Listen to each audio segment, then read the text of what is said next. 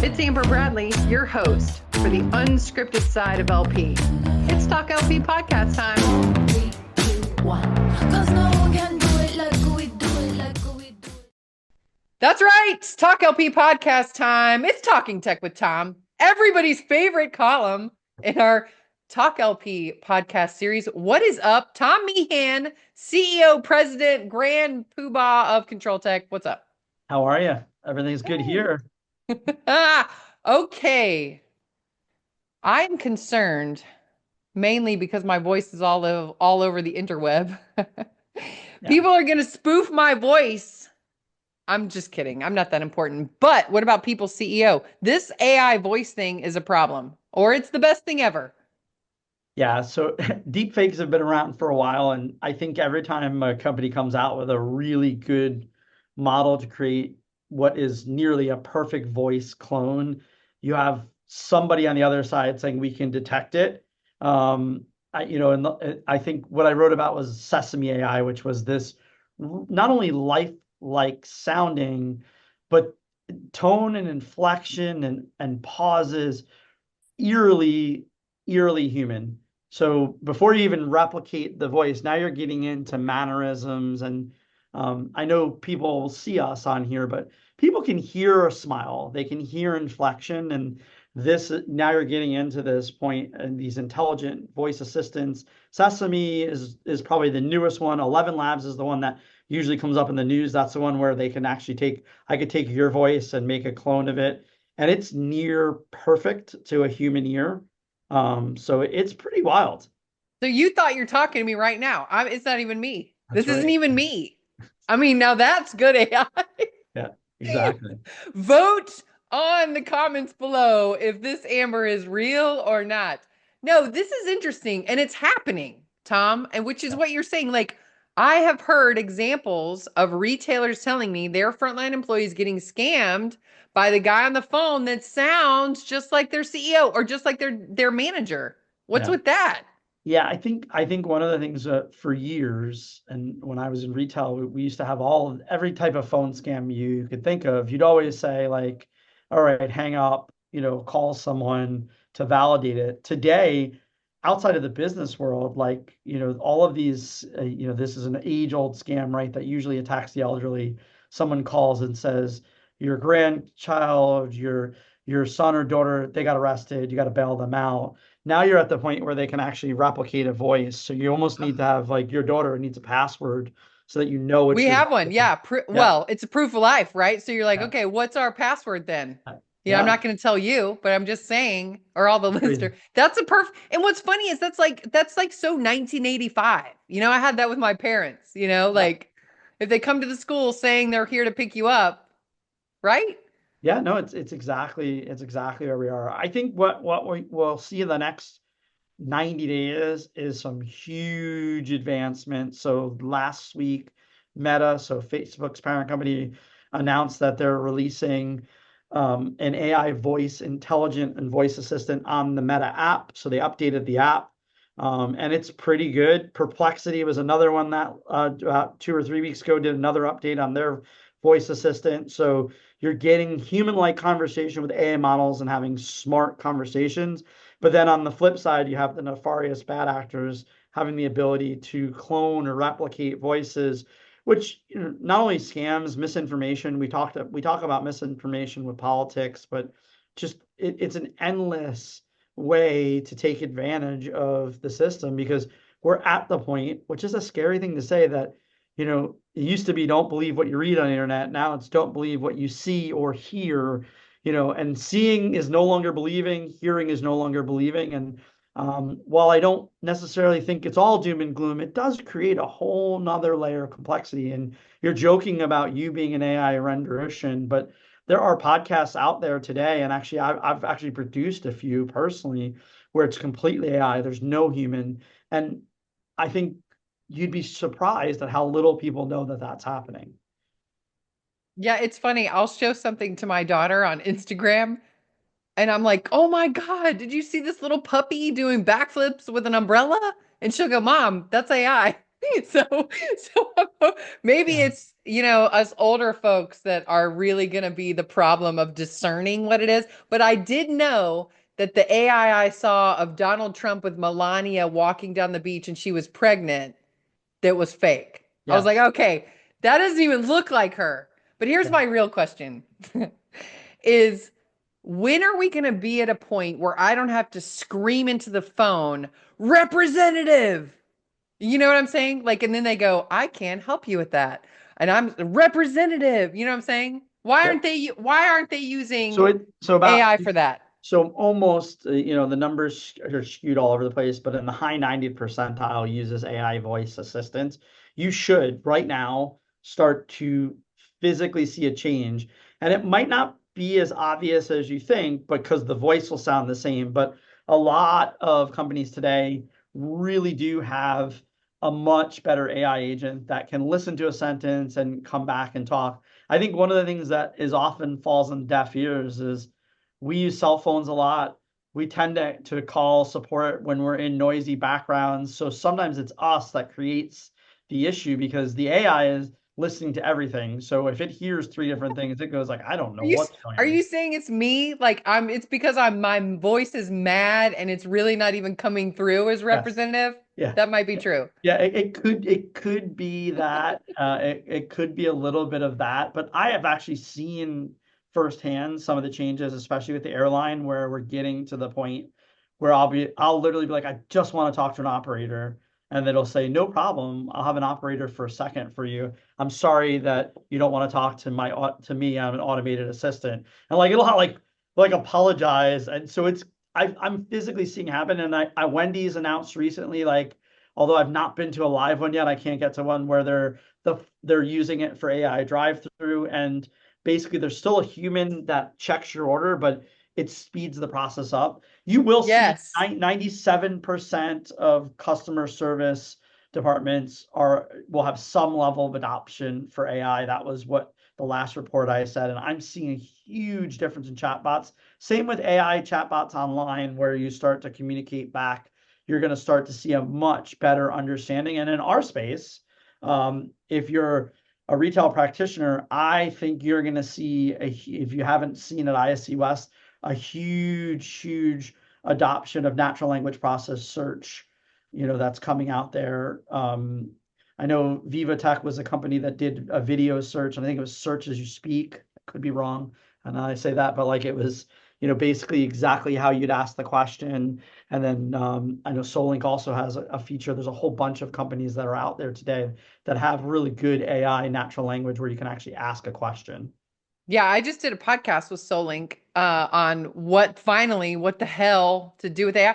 And it's cool because they give actual examples, right? And I want this to be one of our talking texts with Tom because I know you probably have a million, right? It's like, okay, solving real world LP problems that were in the past Yep. today, because I think it's just void of examples. I know you do a phenomenal AI presentation. I'm sure that's part of it, but it's, you think about all of these things that LP is being asked to do, and if you can leverage AI on those things that are so old that there's so much data for the AI to learn from, then you're far better off. Yeah, absolutely. I think one of the things about AI, because it's only been a couple of years that generative AI has been out there. AI has been around forever, and we've been using machine learning in video and exception-based reporting is because there's consumer facing products now, you often have a solution looking for a problem. I always go back to like, oh, check my phone out. I can draw a picture and then it'll generate an AI generated picture. And I'm like, cool, uses tons of power, but what are you going to do with it? How are you going to commercialize that? How are you going to use that in your day-to-day life unless you're an architect and then it's not actually good enough? But like data manipulation or data analytics is a no-brainer if you're not using it for AI to consume what would be inhumanly possible before and to generate information. It's there. Computer vision is a big one. I think we're seeing a bigger adoption on that. I also think that we'll see a more of an adoption of how you can handle leadership challenges, things that you'll be doing that way. In writing, we often say like I'm not suggesting or a proponent of you having it write for you. I am absolutely when you have a block on a word or like, hey, I can't think of this, as Yeah. opposed to going in and typing thesaurus on Google and putting the word in, you could say like, I'm doing a presentation on this and I'm drawing a blank on this word. Yeah. What's another way to say it? And that is where I really think there's some real benefit. But data Yeah. analytics, to me, it's almost a shame that people are not using it in their business side. Customer insights, customer analytics, all of those things, there's huge benefits. And we talked about RFID in the last call, but like um, understanding your inventory per location using a machine learning algorithm that changes with the seasonality, with the store traffic. Those are things that not are in the future that you can do today. It's just Yeah. how do you deploy them? Well, and I keep always bringing up this AI guidebook, reference book. What do you call it? Your AI book you wrote? Oh, the prompting guide. Yeah. Yes, prompting guide. I literally, it's buried now, but I have it on my desk. Like how old am I that I actually printed it out? Yeah. That's So I awesome. can like reference it when I'm doing, and it's true because I think if people go, "Oh, AI is going to take over everything," and I'm just going to write this and put it in AI and then slap it into something, it's like, okay, that's not the optimal use. Like I use it a lot for research, right? So tell me, the top 5 things of an octopus, right? I mean, it's like those are for my articles, but it's like I'm not having it write for me because guess what? If you use AI for like it's no secret, right? I think everybody at this point has discerned enough at least to go, well, good for you. You put in a Yeah. prompt and it spits something out that is completely void of any real details or personality.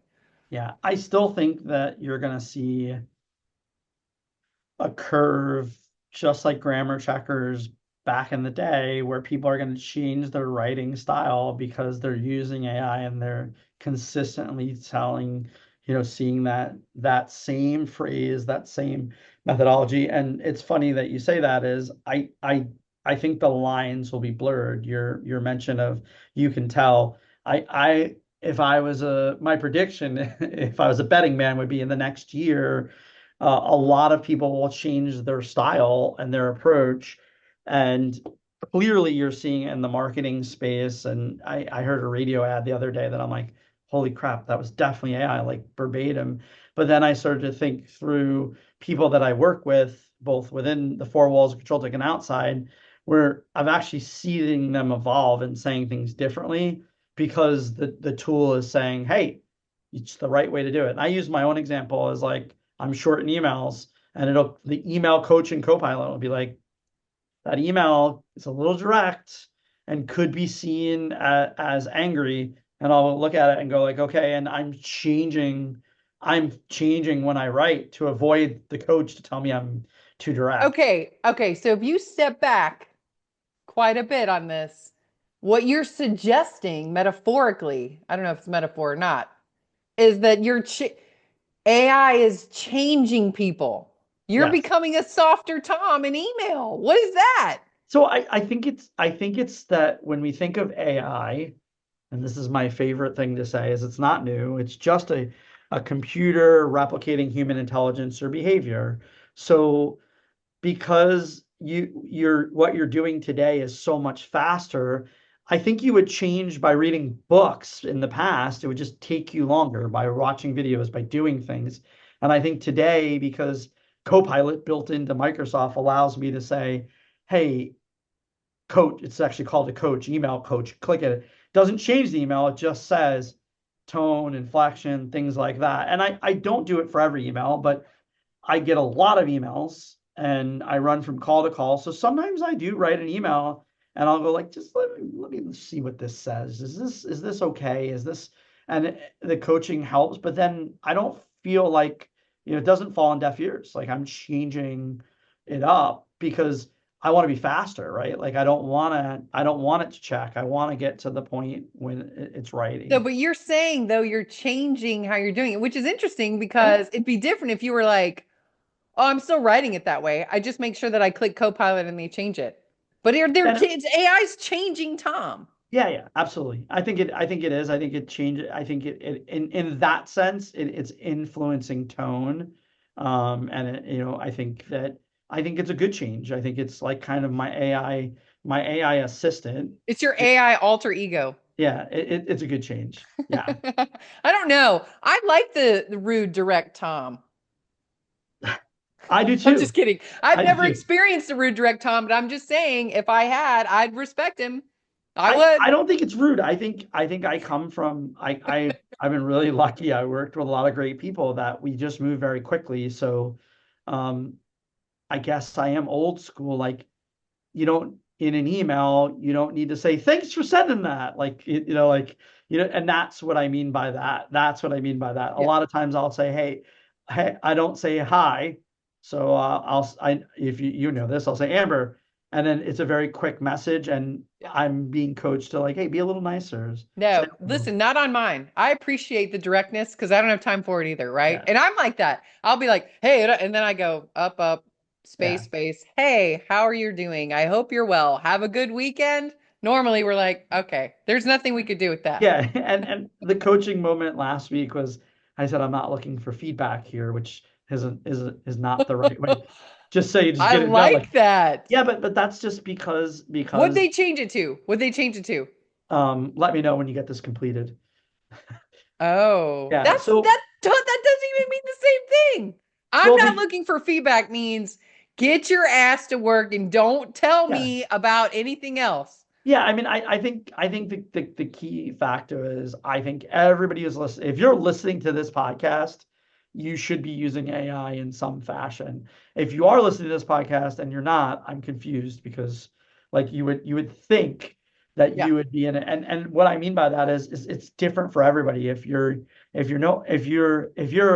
a literature expert and you don't want that help with email, yeah. its research is amazing. The assistants are really, really helpful, and they're getting better by the day. By the time we talk again, there'll be something else new, which is a I little hate scary it. sometimes. Yeah, I hate it. Look, by the time I figure one thing out, it's more difficult the next time, right? I'm a creature of habit. I don't want things to change every 5 seconds. Now, they're making my life better. I still got to learn it. You know what I mean? I'm probably not. See, this is why you sit where you do because I'm like, don't pull me in. I'd go back to typewriters. Just saying. Yeah, I think. Could you imagine a world where there were no podcasts, smartphones, if we went back? Yes. Oh, it'd be Xanadu, wouldn't it? Well, I think, yeah, I really do. I think as someone my whole life is based on technology, I think some of the best, most productive devices created the most challenges in society. I mean, certainly social media Yeah. for children Well, is I'll not tell a you good one thing. thing. My middle schooler wouldn't be comparing herself to some other yutz on Instagram that has every nice outfit. She looks like she's 25 and she's 13.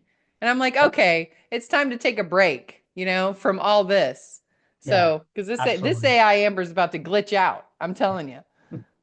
It's just gonna get my prediction is the next 6 months will get very, very interesting. The competitive landscape of AI is really driving of some things that I think were years ahead, not Yeah. months or years ahead of where I thought we would have been. And I'm not all doom and gloom about it. I think we're gonna evolve with it. I Yeah. see myself changing the way we operate. I do think that, you shouldn't have your head in the sand. It will have some impact on the labor market. So that's why I continue to say is understand how to make your job better. I was listening to a podcast where a lawyer came on and said, "Well, I don't rely on AI. I was able to take on, 50% more cases by utilizing automation." So still looking at it, but having it do the cursory looks, having it funnel through things. So there's a lot there. But with all that said, you got to make sure your organization's okay with it because all Yeah. AI is not created equal and Yeah. nothing's free. So if you're using something that's free, You're the product. yeah, you're the product. That data is getting collected, and that's not to say that it's not safe. It's just to say be very, very aware of it. Um, I also am curious where the market goes with a lot of the security technologies because there's a heightened level of awareness and you know the I wish I knew which podcast it was because I would call it out.